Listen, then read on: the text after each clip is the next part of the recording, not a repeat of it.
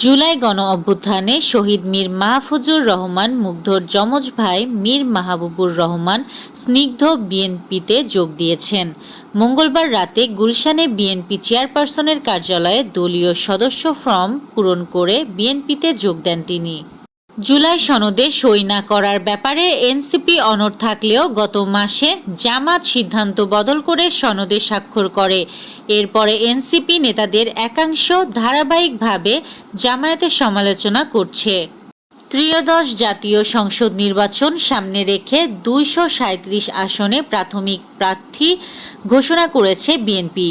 এর মধ্যে বিএনপির সঙ্গে যুগপৎ আন্দোলন সংগ্রামে দীর্ঘদিনের মিত্রদের নাম অনুপস্থিত থাকায় ধারণা করা হচ্ছে বাকি ৬৩টি আসন জোট ও শরিকদের জন্য খালি রাখা হয়েছে।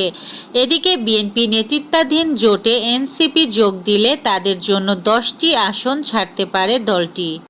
গাজীপুর সিটি কর্পোরেশনের হায়দরাবাদ এলাকায় গোপন কসাইখানায় যৌথ বাহিনীর অভিযানে জব্দ করা হয়েছে ৫ মণ ঘোড়ার মাংস। এ সময় আইনশৃঙ্খলা বাহিনীর উপস্থিতি টের পেয়ে এ চক্রের সদস্যরা পালিয়ে যান। অভিযানে ৩৭টি রোগাক্রান্ত জীবিত ঘোড়া উদ্ধার করা হয়েছে। ৩ বছর ধরে ডেঙ্গুর সর্বোচ্চ ভয়াবহতা দেখছে বাংলাদেশ। আগের ২ বছরের ন্যায় চলতি বছরেও ইতিমধ্যে ডেঙ্গু নিয়ে হাসপাতালে ভর্তি রোগী পৌনে ১ লাখ ছুঁয়েছে। মৃত্যু ৩ শতাধিক ছাড়িয়েছে। দেশে ডেঙ্গুর প্রকোপ শুরুর পর মশাবাহিত ভাইরাসটিতে ১ বছরের মধ্যে এটা তৃতীয় সর্বোচ্চ মৃত্যুর সংখ্যা।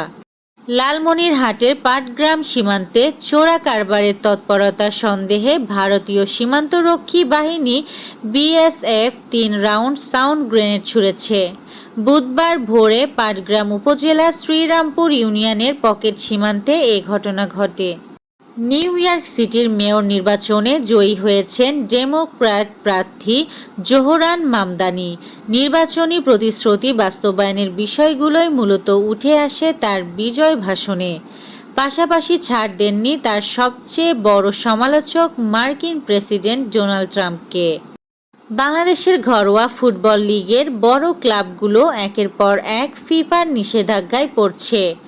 বসুন্ধরা কিংস, মোহামেডানের পর ঢাকা আবাহনী লিমিটেডের ওপরও খেলোয়াড় নিবন্ধন নিষেধাজ্ঞা জারি করেছে ফিফা। ১২ বারের চেষ্টায় ওয়েস্ট ইন্ডিজের প্রথম নিউজিল্যান্ড জয়। এই ছিল আজকের শীর্ষ সংবাদ। ছিলাম আমি ইয়াসমিন আক্তার, সুরমা টিভি 24।